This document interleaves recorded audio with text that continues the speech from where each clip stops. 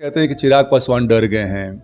Sir, जो डरता है ना वो ऐसा काम नहीं करता, वो सरकार के विरुद्ध नहीं जाता है। और कांग्रेस जिसका खुद अस्तित्व पे क्वेश्चन मार्क लगा हुआ है, जिसका खुद जनाधार सकता जा रहा है, चिराग पासवान जी ना कभी डरे हैं, शेर के बच्चे हैं। और शेर जो बच्चा होता है आप उसको कभी डरा नहीं सकते। तो हर महीना 2 महीना में हम लोग सड़क मार्च के अलावा जो भी हमारे पास प्लेटफॉर्म है, जो भी रास्ते होंगे, सरकार के विरुद्ध हम उतरेंगे। और देखिए, कारण बड़ा सिंपल है कि हम उन लोगों के लिए काम करना चाहते हैं जो अपने आप को बेसहारा समझते हैं। जो नमस्कार, आप देख रहे हैं धा न्यूज और मैं हूं अभिषेक मिश्रा। लोक जनशक्ति पार्टी रामविलास और उस पार्टी के सुप्रीमो बिहार की राजनीति में खासी सक्रिय है और 15 फरवरी को जो तस्वीर सामने आई है उसने ये संकेत दे दिए हैं कि चिराग पासवान के इरादे क्या हैं, पार्टी की रणनीति क्या है। 15 फरवरी को जो राजभवन मार्च था उसमें एक चेहरा दिखा जिसकी तस्वीर वायरल, और वो चेहरा हालांकि कई चेहरे दिखे और पूरी पार्टी सक्रिय थी। पार्टी के तमाम नेता कार्यकर्ता सड़क पर थे, एक बड़ा हुजूम था। लेकिन एक झगड़े वाली तस्वीर भी आई और अंग्रेजी में झगड़ा चल रहा था। बहुत नाराज़ थे लोक जनशक्ति पार्टी के जो प्रवक्ता हैं विनीत जी, तो वो कहानी भी हम समझेंगे। और लोक जनशक्ति पार्टी रामविलास से जुड़े हुए कुछ दूसरे सवाल हैं जिस पर बातचीत होगी। एक तस्वीर मैंने देखी, बड़े नाराज़ थे और इंग्लिश में पुलिस अधिकारी को आप कानून समझा रहे थे। देखिए, ये इकट्ठा होके प्रोटेस्ट करना किसी भी निर्णय, सरकार के निर्णय के विरुद्ध में, ये हमारा संवैधानिक अधिकार है। आर्टिकल 11 इंडियन कॉन्स्टिट्यूशन का हमें देता है। उसके अंतर्गत हम लोग शांतिपूर्ण मार्च कर रहे थे, लेकिन पुलिस कुछ समय तक कॉपरेट किया, लेकिन उसके बाद से वो बर्बर हो गए। उन्होंने हमारे राष्ट्रीय अध्यक्ष के साथ धक्का मुक्की की। तो आप जिसकी बात कर रहे हैं, नाम लेना उचित नहीं होगा, हालांकि आप सब कुछ समझ रहे हैं। तो उन्होंने जो भाषा का इस्तेमाल किया था जो हमारे कार्यकर्ताओं के लिए, कि कार्यकर्ता पीटे जा रहे थे, जो उम्र दराज थे, जो महिलाएं थीं, उनको पीटा जा रहा था। मुझे 2-3 लाठियाँ पड़ी, आंसू गैस से गोले दागे गए। तो जो मुझे उचित नहीं लगा।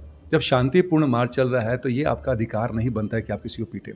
और जब IAS IPS है, जब आपने इंडियन संविधान का, भारतीय संविधान का आपने अगर लिया है शपथ और देश के लोगों की रक्षा हेतु या उनके वेलफेयर के लिए काम कर रहे हैं, तो ये आपको समझना पड़ेगा। देखिए, पॉलिटिकल आका आज हैं कल नहीं है, लेकिन आपको यहाँ रहना है। तो आपको जब बिहार का ऑर्डर मिला है तो बिहार और बिहारियों के लिए आप सोचिएगा। तो जो उनका जो व्यवहार था वो थोड़ा सा मुझे शैलो लगा, थोड़ा सा मुझे ओछा लगा। तो वही हम बता रहे थे कि सर ये तरीका नहीं है।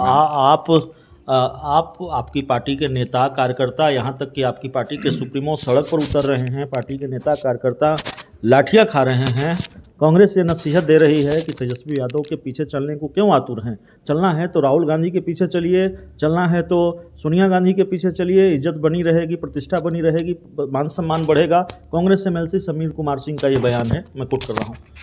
देखिए, एक बड़े मशहूर शायर हुए हैं गालिब। वो कहते हैं कि लोग पूछते हैं गालिब है कौन, अब आप बताएं मैं बताऊं क्या उनको। मैंने सुना उनका, वो कहते हैं कि चिराग पासवान डर गए हैं। सर, जो डरता है ना वो ऐसा काम नहीं करता, वो सरकार के विरुद्ध नहीं जाता है। और कांग्रेस जिसका खुद अस्तित्व पे क्वेश्चन मार्क लगा हुआ है, जिसका खुद जनाधार सकता जा रहा है। अब आप उपचुनाव की बात कर लें, कुशेश्वर स्थान और तारापुर में वो हमारे पीछे थी। तो हमारे पीछे रहने के बाद अगर ये बात करते हैं कि राहुल गांधी के पीछे चलें, सोनिया गांधी के पीछे, तो ये औचित्य क्या है। हम लोक जनशक्ति पार्टी रामविलास एक ऐसी पार्टी और इतनी मजबूती से उभर रही है जिसको कि हर कोई चाहता है कि हमारे साथ काम करे, इसलिए आमंत्रण दिया जाता है।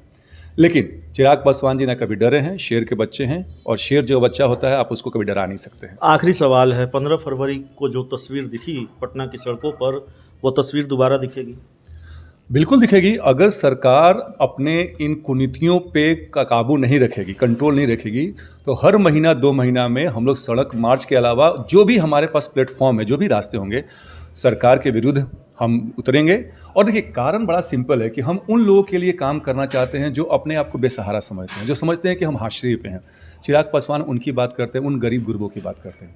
तो जब तक सरकार बदलेगी नहीं, जब तक सरकार अपनी नीतियों को सुनीतियों में नहीं बदलेगी, तब तक हम सड़क उतरते रहेंगे, विरोध करते रहेंगे। तो लोक जनशक्ति पार्टी रामविलास के नेता कार्यकर्ता और पार्टी के सुप्रीमो सड़क पर उतरते रहेंगे। 15 फरवरी को जो तस्वीर दिखी है वो तस्वीर आगे भी दिखेगी, उसकी पुनरावृत्ति होगी। और कांग्रेस ने जो नसीहत दी है, जैसी नसीहत उस पर वैसा ही पलटवार लोक जनशक्ति पार्टी रामविलास का इस पूरी बातचीत में इतना ही। उम्मीद है ये इंटरव्यू आपको पसंद आया होगा। Thank you.